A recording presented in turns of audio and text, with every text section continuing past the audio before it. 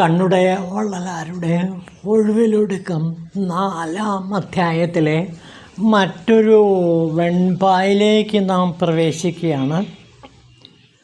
സദ്ഗുരുവിനെ സാധകൻ കണ്ടുമുട്ടി ഗദ്ഗദാക്ഷരങ്ങളാൽ അഭയം പ്രാപിക്കുമ്പോഴുണ്ടാകുന്ന ആ സ്വർഗീയ നിർവൃതി, ആ മുക്തി നിർവൃതിയെക്കുറിച്ചിട്ടാണ് ഇവിടെ കണ്ണുടയ വള്ളല പറയുന്നത്.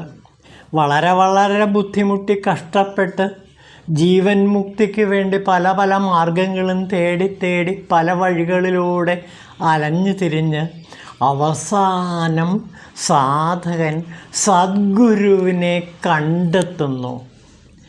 അങ്ങനെ സദ്ഗുരുവിനെ കണ്ടെത്തി ഗദ്ഗദാക്ഷരങ്ങളാൽ അഭയം പ്രാപിക്കുമ്പോൾ ആ സാധകനുണ്ടാകുന്ന, ശരിക്കും പറഞ്ഞാൽ അതൊരു ദീക്ഷയാണ്. സാധകൻ കണ്ടുമുട്ടുമ്പോൾ, ഗുരുവിനെ കണ്ടുമുട്ടുമ്പോൾ ഗുരുവിൻ്റെ കണ്ണുകളിൽ നിന്നുണ്ടാകുന്ന അഗ്നിപ്രകാശം സാധകനിലേക്ക് പതിക്കുന്ന നിമിഷം സാധകൻ്റെ തോളിൽ കൈവച്ച് അല്ലെങ്കിൽ ശിരസിൽ കൈവച്ച് ഗുരു അനുഗ്രഹിക്കുന്ന ആ മഹനീയ മുഹൂർത്തം, ആ മുഹൂർത്തത്തിൽ സാധകൻ സാക്ഷാൽ നിർവൃതിയെ പ്രാപിക്കുന്നു. ഈ ആനന്ദാനുഭൂതി, ഈ സ്വർഗീയ നിർവൃതി, ഈ മുക്തിദായകമായ ഈ ലാഭം, ഗുരുവിൽ നിന്ന് ലഭിക്കുന്ന ആനന്ദാനുഭൂതി, സ്വർഗീയ നിർവൃതി ഒരിക്കലും വാക്കുകളെ കൊണ്ട് ആർക്കും പറഞ്ഞറിയിക്കാൻ പറ്റില്ല. അതാണ് കണ്ണുടയ വള്ളലാർ ഇവിടെ പറയുന്നത്.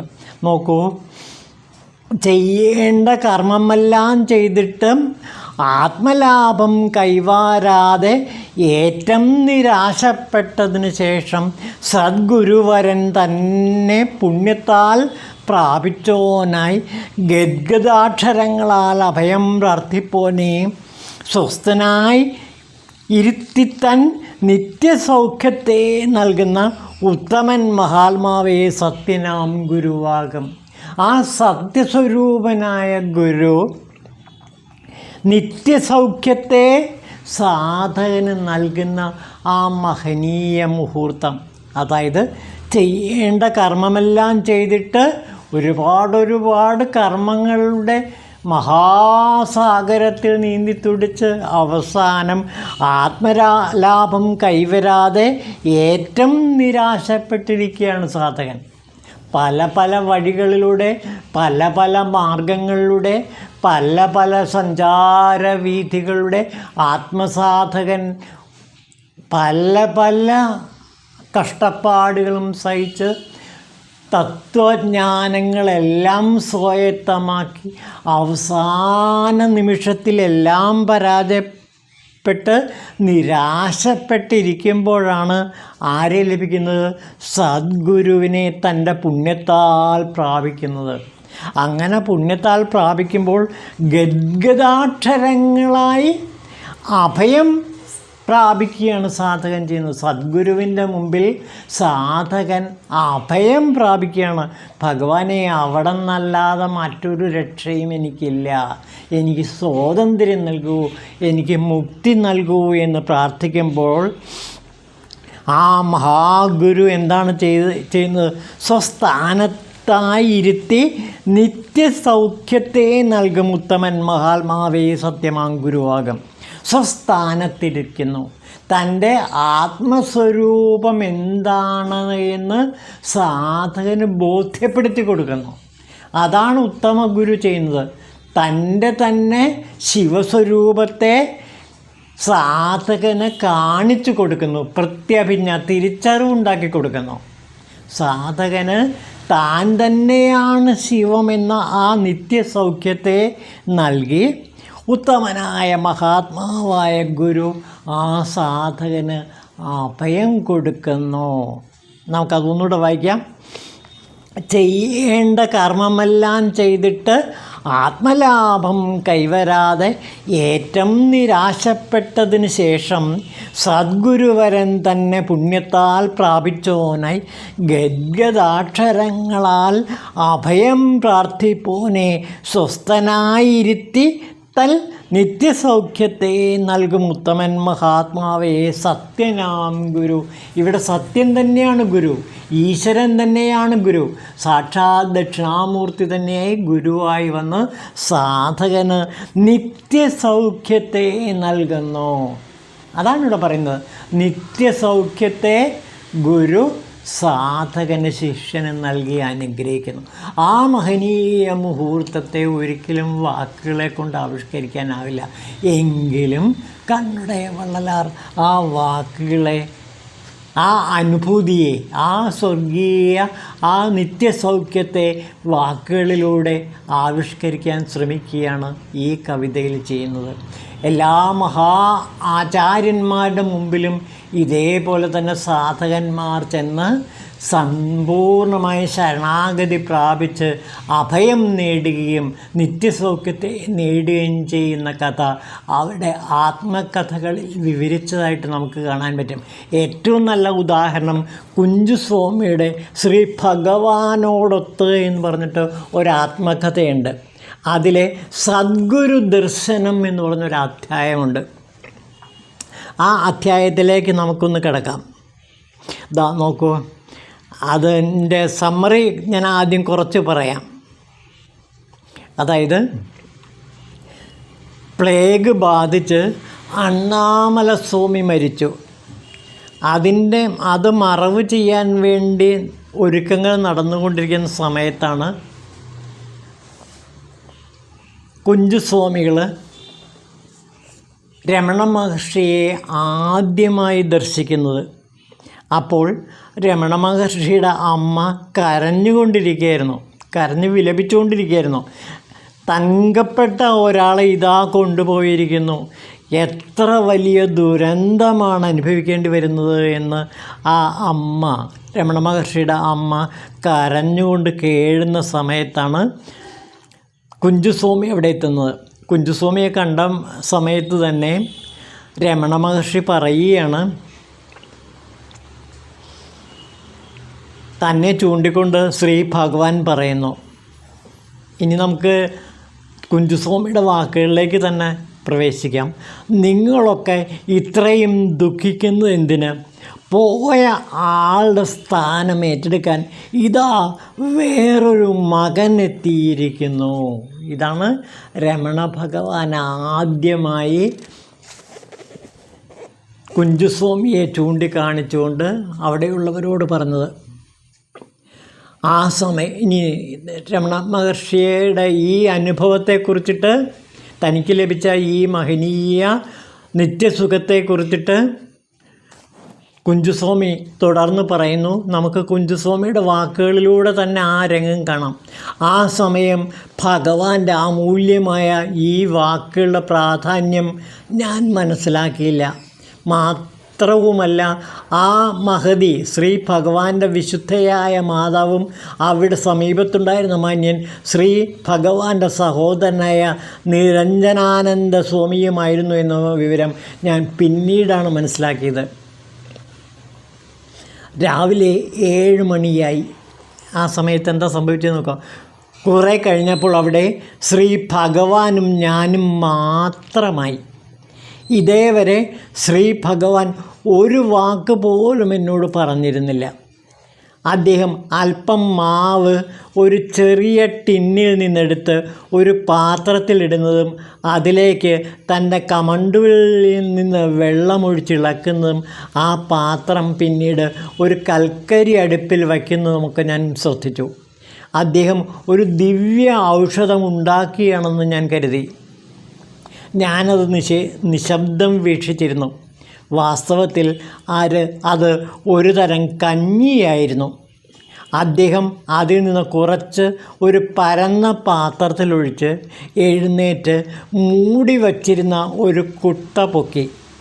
അപ്പോൾ അതിനടിയിലുണ്ടായിരുന്ന 4 പട്ടിക്കുട്ടികൾ വർദ്ധിച്ച ആഹ്ലാദത്തോടെ ആ പാത്രത്തിനടുത്തേക്ക് ഓടിയെടുത്തു. കഞ്ഞി കുടിക്കാനായി അവർ അടുത്തേക്ക് വന്നു. അവർക്ക് കുടിക്കാൻ തക്കവണ്ണം കഞ്ഞി ചൂടാറിയിട്ടില്ല എന്ന് കരുതിയാണ് ശ്രീ ഭഗവാൻ അവരെ തടഞ്ഞു നിർത്താനൊരു ശ്രമം നടത്തി. അതുവരെ എന്നോടൊന്നും പറയാതിരുന്ന ശ്രീ ഭഗവാൻ ആദ്യമായി എന്നോട് നിർദ്ദേശിച്ചു, ആ 4 പിടിക്കുക. ഇങ്ങനെ തന്നെ ഞാൻ ആ 4 കൈപ്പിടിക്കുള്ളിലാക്കി. കഞ്ഞി തണുത്തു എന്ന് ബോധ്യമായപ്പോൾ ശ്രീ ഭഗവാൻ പറഞ്ഞു, അവയെ ഒന്നൊന്നായി വിടുക. നേരത്തെ തീരുമാനിച്ചുറപ്പിച്ചതനുസരിച്ച് ശ്രീ ഭഗവാന്റെ വാക്കിൽ എനിക്ക് കിട്ടിയ ആദ്യ ഉപദേശമായി തന്നെ ഞാൻ സ്വീകരിച്ചു. എന്നിട്ട് തുടർന്ന് കുഞ്ചുസ്വാമി പറയുകയാണ്, 4 മഹാവാക്യങ്ങളിൽ മുറുകി പിടിക്കുക എന്നതും പിന്നീട് പട്ടിക്കുട്ടികളെ ഒന്നൊന്നായി പിടിയിൽ നിന്ന് വിടുവിക്കുമ്പോൾ ബന്ധനങ്ങളിൽ നിന്നൊന്നായി സ്വയം മോചിതനാകുക എന്നും ഉപദേശമായിരുന്നു അത് എന്ന് ഞാൻ തിരിച്ചറിഞ്ഞു. വയറ് നിറഞ്ഞ ആ പട്ടിക്കുട്ടികൾ സംതൃപ്തരായി സാവധാനം പിന്മടങ്ങി. അവയിലൊന്ന് അവിടെ മൂത്രമൊഴിച്ചു. ശ്രീ ഭഗവാൻ വെള്ളമെടുത്ത് ആ സ്ഥലത്തൊഴിച്ച് ഒരു പഴയ ചാക്ക് കഷ്ണം കൊണ്ട് ഭംഗിയായി തുടച്ച് വൃത്തിയാക്കി. ശ്രീ ഭഗവാനെ സഹായിക്കാൻ എൻ്റെ ഹൃദയം വെമ്പി. എന്നാൽ ശ്രീ ഭഗവാൻ ആവശ്യപ്പെടാതെ ഒന്നും ചെയ്യേണ്ട എന്ന് തീരുമാനിച്ചതിനാൽ ഞാൻ വെറുതെ നിലകൊണ്ടു. ആ സ്ഥലം വൃത്തിയാക്കിയ ശേഷം ശ്രീ ഭഗവാൻ പൂർവ്വസ്ഥാനത്തേക്ക് മടങ്ങി. അതാ മറ്റൊരു പട്ടിക്കുട്ടി കൂടി അവിടെ മൂത്രമൊഴിക്കുന്നു. എൻ്റെ അസ്വസ്ഥത കണ്ടിട്ടാകും ശ്രീ ഭഗവാൻ കൽപ്പിച്ചു, അത് വൃത്തിയാക്കുക. ഞാൻ ആ സ്ഥലം വൃത്തിയാക്കി.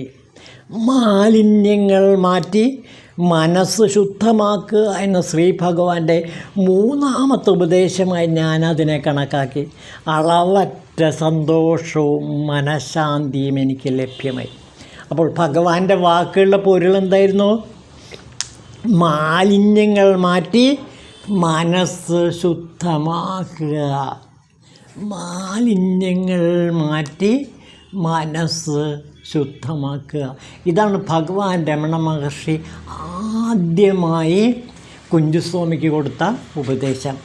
മാലിന്യങ്ങൾ മാറ്റി മനസ്സിനെ ശുദ്ധമാക്കുക. അപ്പോൾ പട്ടിക്കുട്ടി മൂത്രമൊഴിച്ചപ്പോൾ അത് വൃത്തിയാക്കിയത് ഈ മാലിന്യങ്ങൾ മാറ്റുന്ന പ്രക്രിയയാണ്. അപ്പോൾ സാധകൻ കുഞ്ചുസ്വാമിയോട് ഭഗവാൻ രമണ മഹർഷി പറയാണ്, നീ ആദ്യം ചെയ്യേണ്ടതെന്താ? മാലിന്യങ്ങൾ മാറ്റി മനസ്സ് ശുദ്ധമാക്കുക. അങ്ങനെ മനസ്സ് ശുദ്ധമാക്കുമ്പോൾ എന്താണ് ചെയ്യേണ്ടത് എന്നുകൂടി നമുക്ക് നോക്കാം. അതിനുശേഷം ഒരുപാട് സംശയങ്ങൾ കുഞ്ചുസ്വാമി ചോദിക്കുകയാണ്. മലയാളത്തിൽ തന്നെ സംസാരിച്ച ഞാൻ എന്നെ വേദാന്തം പഠിപ്പിച്ച സ്വാമിജിയെ പറ്റിയും അദ്ദേഹം സമാധിക്ക് ശ്രമിച്ചതിനെ പറ്റിയുമൊക്കെ പറഞ്ഞു. പുഞ്ചിരിയോടെ ശ്രീ ഭഗവാൻ ഞാൻ പറഞ്ഞത് മുഴുവൻ കേട്ടു. മനഃശാന്തി ലഭിക്കുവാൻ എന്ത് ചെയ്യണമെന്ന് ഞാൻ അദ്ദേഹത്തോട് നേരിട്ട് ചോദിച്ചു. അപ്പോൾ ആദ്യത്തെ ചോദ്യമാണിത്. കുഞ്ചുസ്വാമി ആദ്യമായി ഭഗവാൻ രമണ മഹർഷിയോട് ചോദിച്ച ചോദ്യം ഇതാണ്, മനഃശാന്തി ലഭിക്കാൻ എന്ത് ചെയ്യണം? നമ്മളെല്ലാവരും സ്ഥിരം ചോദിക്കുന്ന ചോദ്യമാണ്. അതിന് രമണ ഭഗവാൻ കുഞ്ചുസ്വാമിയോട് പറഞ്ഞ മറുപടി നമ്മളോടുകൂടി പറയുന്ന മറുപടിയാണ്. ശ്രീ ഭഗവാൻ ഇങ്ങനെ മറുപടി പറഞ്ഞു, നീ കൈവല്യം വായിച്ചാണല്ലേ? അതായത് കൈവല്യ നവനീതം എന്ന പുസ്തകം താണ്ഡവമൂർത്തി സ്വാമിയുള്ള വളരെ പ്രശസ്തമായൊരു കൃതിയാണ് കൈവല്യ നവനീതം. അത് ഇതിന് രമണ മഹർഷിയെ കാണുന്നതിന് മുമ്പ് കുഞ്ചുസ്വാമി പഠിച്ചിട്ടുണ്ടായിരുന്നു. അത് പറയുകയും ചെയ്തിരുന്നു, തന്നെ ഗുരു ഇത് പഠിപ്പിച്ചിട്ടുണ്ടെന്ന്. നീ കൈവല്യം പഠിച്ച ആളല്ലേ എന്ന് ചോദിക്കുകയാണ്. കൈവല്യം പഠിച്ചു കഴിഞ്ഞാൽ, കൈവല്യ നവനീതം എന്ന് പഠിച്ചു കഴിഞ്ഞാൽ ഇതിനുള്ള ഉത്തരമാണ്. അപ്പോൾ മനഃശാന്തി കിട്ടാൻ എന്താണ് വേണ്ടത് എന്ന് താണ്ഡവമൂർത്തി സ്വാമികൾ വളരെ വ്യക്തമായി കൈവല്യ നവനീതം എന്ന ഗ്രന്ഥത്തിൽ വളരെ വ്യക്തമായി പറഞ്ഞിട്ടുണ്ട്. നമ്മൾ ഈ ഗ്രന്ഥം പഠിച്ചു കഴിഞ്ഞാൽ, ഒഴിവിലൊടുക്കം പഠിച്ചു കഴിഞ്ഞാൽ അടുത്തതായിട്ട് പഠിക്കാൻ പോകുന്നത് കൈവല്യ നവനീതമാണ്. താണ്ഡവമൂർത്തിയുടെ കൈവല്യ നവനീതം പഠിച്ചാൽ മനഃശാന്തി എങ്ങനെ ലഭിക്കുമെന്നുള്ളതിന് ഉത്തരം കിട്ടിക്കഴിയും. നമുക്ക് ഇത് പഠിച്ചതിന് ശേഷം കൈവല്യ നവനീതം പഠിക്കാം. നീ കൈവല്യം പഠിച്ച ആളല്ലേ, വായിച്ച ആളല്ലേ? അതിൽ വ്യക്തമായി പറഞ്ഞിട്ടുണ്ടല്ലോ, അവനവനെ സാക്ഷാത്കരിച്ചു കഴിഞ്ഞാൽ ജനന മരണ സംസാര ചക്രത്തിൽ നിന്ന് മോചനം നേടാമെന്നും അതോടുകൂടി എല്ലാ വിഷമതകളുടെയും അന്ത്യമാകുമെന്നും ആകൃതി പറഞ്ഞിട്ടുണ്ടല്ലോ. കൈവല്യ നവനീതത്തിൻ്റെ രത്ന ചുരുക്കമാണ് ഇവിടെ രമണ മഹർഷി വീണ്ടും കുഞ്ചുസ്വാമിയോട് പറയുന്നത്. എന്താണത്? അവനവനെ സാക്ഷാത്കരിച്ച് കഴിഞ്ഞാൽ, അതായത് എന്നിലെ എന്നെ കണ്ടെത്തി കഴിഞ്ഞാൽ, താൻ താനായി ഇരുന്നാൽ എന്ത് സംഭവിക്കുന്നു? ജനന മരണ സംസാര ചക്രത്തിൽ നിന്ന് മോചനം നേടാമെന്നും അതോടുകൂടി എല്ലാ വിഷമതകളുടെയും അന്ത്യമാകുമെന്നും കൈവല്യ നവനീതത്തിൽ വ്യക്തമായി പറഞ്ഞിട്ടുണ്ടല്ലോ. പിന്നെ കുഞ്ചുസ്വാമി ചോദിക്കുകയാണ്, എന്താണ് ആത്മസാക്ഷാത്കാരത്തിനുള്ള മാർഗം എന്ന് ചോദിക്കുകയാണ്. അതിന് ഭഗവാൻ രമണ മഹർഷി പറയുകയാണ്, ആദ്യം നീ ആരാണെന്നറിയുക. അതെങ്ങനെ അറിയാൻ സാധിക്കുമെന്ന് കുഞ്ചുസ്വാമി വീണ്ടും ചോദിക്കുകയാണ്. ചിന്തകൾ എവിടെ നിന്നുത്ഭവിക്കുന്നു എന്ന് കണ്ടുപിടിക്കുക. രമണ മഹർഷി പറയുകയാണ്, എന്താണ് ചെയ്യേണ്ടത്? ചിന്തകൾ എവിടെ നിന്നുത്ഭവിക്കുന്നു എന്ന് കണ്ടുപിടിക്കുക എന്ന് ഭഗവാൻ പറഞ്ഞു. ഇതിനു വേണ്ടി ഞാൻ എന്ത് ചെയ്യണമെന്ന് കുഞ്ചുസ്വാമി വീണ്ടും ചോദിക്കുകയാണ്. അതിനുള്ള ഉത്തരം പറയണം, ഉള്ളിലോട്ട് തിരിയുക, മനസ്സ് ഹൃദയത്തിൽ ലയിപ്പിക്കുക. ഇതാണ് പരമമായ മാർഗം. രമണ മഹർഷി കുഞ്ചുസ്വാമിക്ക് പറഞ്ഞ പരമമായ മാർഗം ഇതാണ്. എന്താണ്? ഉള്ളിലോട്ട് തിരിയുക, മനസ്സ് ഹൃദയത്തിൽ ലയിപ്പിക്കുക. അദ്ദേഹം അത് പറഞ്ഞതിന് ശേഷം സ്വാഭാവികമായ മൗനത്തിലാണ്ടു. ഞാനും അത് തന്നെയാണ് ചെയ്യേണ്ടത് എന്ന് കരുതി നിശബ്ദനായി. കണ്ടോ? അപ്പോൾ ഗുരുദേവൻ സാക്ഷാൽ ഭഗവാൻ രമണ മഹർഷി തൻ്റെ ശിഷ്യനായ കുഞ്ചുസ്വാമിയോട് ആദ്യം പറഞ്ഞ വാക്കെന്താ? ഉള്ളിലോട്ട് തിരിയുക, മനസ്സ് ഹൃദയത്തിൽ ലയിപ്പിക്കുക. ഇതാണ് നിൻ്റെ മാർഗം. ഉള്ളിലോട്ട് തിരിയുക, ഞാൻ ആരാണെന്ന് അന്വേഷിക്കുക. ഇതാണ് പരമമായ മാർഗം. ഇതിനപ്പുറം ഒരു മാർഗവുമില്ല. കുഞ്ചുസ്വാമി പറഞ്ഞ ഈ മഹാസത്യം നമുക്ക് കൂടിയുള്ള ഉപദേശമാണ്. നീ എന്താണ് ചെയ്യേണ്ടത്? എത്രയോ നാൾ, എത്രയോ കാലം, എത്രയോ മാർഗങ്ങളിലൂടെ, എത്രയോ മാർഗഭേദങ്ങളിലൂടെ അലഞ്ഞു തിരിഞ്ഞ് കഷ്ടപ്പെട്ട് നീ നിൻ്റെ ആത്മാവിനെ കണ്ടെത്താൻ ശ്രമിച്ചിട്ട് നിനക്ക് കഴിഞ്ഞിട്ടില്ല. ഇപ്പോൾ ഇതാ രമണ മഹർഷി നമ്മുടെ മുമ്പിൽ വന്ന് അവതരിച്ചുകൊണ്ട് ഈ മഹാവാക്യം നമ്മളോടായി പറയുകയാണ്. എന്താണ്? ഉള്ളിലോട്ട് തിരിയുക, മനസ്സ് ഹൃദയത്തിൽ ലയിപ്പിക്കുക. മനസ്സ് ഹൃദയത്തിൽ ലയിപ്പിക്കുക. പിന്നെ മനസ്സില്ല. അതാണ് ഇവിടെ പറയുന്നത്. മനസ്സ് അതിൻ്റെ ആരംഭമായ, അതിൻ്റെ മൂലമായ ഹൃദയത്തിൽ, ഹൃദയം എന്ന് പറയുന്നത് ഇവിടെ ആത്മാവാണ്. ഈ ആത്മാവിൽ ലയിപ്പിക്കുക, അതിൻ്റെ സ്വസ്വരൂപത്തിൽ ലയിക്കുക. അപ്പോൾ മനസ്സ് ഇല്ലാതായിത്തീരുക. അതെങ്ങനെ ചെയ്യാൻ പറ്റും? മനസ്സ് ഹൃദയത്തിൽ ലയിപ്പിക്കുക. അത് ഹൃദയത്തിൽ ലയിച്ചിരിക്കുകയാണ്. അതാണ് അതിൻ്റെ മൂലം. ആ മൂലം കണ്ടെത്തുക മാത്രം ചെയ്താൽ മതി, വേറെ ഒന്നും ചെയ്യണ്ട. അതിനെന്ത് വേണം? ഉള്ളിലേക്ക് തിരിയുക. അതായത് നാം നമ്മുടെ ഉള്ളിലേക്ക് അന്തർമുഖമായി അന്വേഷിക്കുക. നമ്മളെങ്ങനെയുള്ളവരാണ്? ബഹിർമുഖമായി പലതിൻ്റെ പിന്നാലെയും ആടുകളെപ്പോലെ അതും ഇതും ചവച്ച് കടിച്ച് ഭക്ഷിച്ചുകൊണ്ടേയിരിക്കുകയാണ്. അപ്പോൾ അലഞ്ഞു തിരിയുകയാണ് നമ്മുടെ മനസ്സ്. പുറത്താണ് നമ്മുടെ മനസ്സ്, അകത്തല്ല. അങ്ങനെയുള്ള പുറം മനസ്സിനെ അകം മനസ്സാക്കി മാറ്റാനാണ് ഇവിടെ രമണ മഹർഷി കുഞ്ചുസ്വാമിയോട് പറഞ്ഞത്. ഉള്ളിലേക്ക് തിരിയുക, നീ നിൻ്റെ ഹൃദയത്തിലേക്ക് തിരിയുക. അങ്ങനെ നിൻ്റെ മനസ്സിൻ്റെ മൂലമായ ഹൃദയത്തിൽ തന്നെ ആ മനസ്സ് ലയിക്കട്ടെ. അപ്പോൾ മനസ്സിൻ്റെ മൂലം കണ്ടെത്തുകയാണ്. മനസ്സ് എവിടെ നിന്നാണ് ഉണ്ടായത്? ഈ മൂലത്തിൽ നിന്ന്, ഹൃദയത്തിൽ നിന്നാണ് ഉണ്ടായത്. ഹൃദയം എന്ന് വെച്ചാൽ എന്താ? ആത്മാവ്. ഈ ഹൃദയത്തിൽ നിന്നാണ് മനസ്സും മറ്റ് ഇന്ദ്രിയങ്ങളും മറ്റെല്ലാ വാസനകളും ഉണ്ടാകുന്നത്. അത് അതിൻ്റെ മൂലമായ ഹൃദയത്തിൽ ലയിക്കട്ടെ. ഞാൻ ഒന്നുകൂടി ആ മഹാവാക്യം ഒന്നുകൂടി പറയുകയാണ്. രമണ മഹർഷി കുഞ്ചുസ്വാമിക്ക് നൽകിയ ആ മഹാവാക്യം നിത്യസത്യമാണ്. ആ നിത്യസത്യത്തെ ഒരിക്കൽ കൂടി ഞാൻ ആവർത്തിക്കുകയാണ്. ഉള്ളിലോട്ട് തിരിയുക, മനസ്സ് ഹൃദയത്തിൽ ലയിപ്പിക്കുക. അങ്ങനെ മനസ്സില്ലാത്തൊരവസ്ഥ. ആ മനസ്സില്ലാതായാൽ എന്ത് സംഭവിക്കുന്നു? ഇത്രയും പറഞ്ഞതിന് ശേഷം ഭഗവാൻ രമണ മഹർഷി തൻ്റെ സ്വാഭാവികമായ മൗനത്തിലാണ്ട് പോവും. അത് ഞാനും അത് തന്നെയാണ് ചെയ്യേണ്ടത് എന്ന് മനസ്സിലാക്കി. അപ്പോൾ ഈ സത്യം മനസ്സിലാക്കി കഴിഞ്ഞാൽ പിന്നെ മൗനത്തിലേക്ക് തിരിയുക. അതായത് ചിപ്പിയിൽ ഒരു വെള്ളത്തുള്ളി വീണ് കഴിഞ്ഞിരിക്കുന്നു.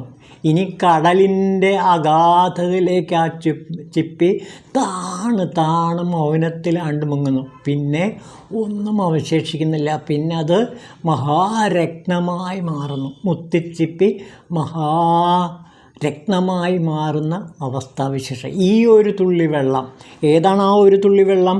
ഉള്ളിലേക്ക് തിരിയുക, മനസ്സ് ഹൃദയത്തിൽ ലയിപ്പിക്കുക. എന്നിട്ട് മൗനത്തിലാണ്ട് നിൽക്കുക. ഓം ശിവായ നമ. ഓം രമണായ നമ. ഓം നമോ ഭഗവതേ രമണായ.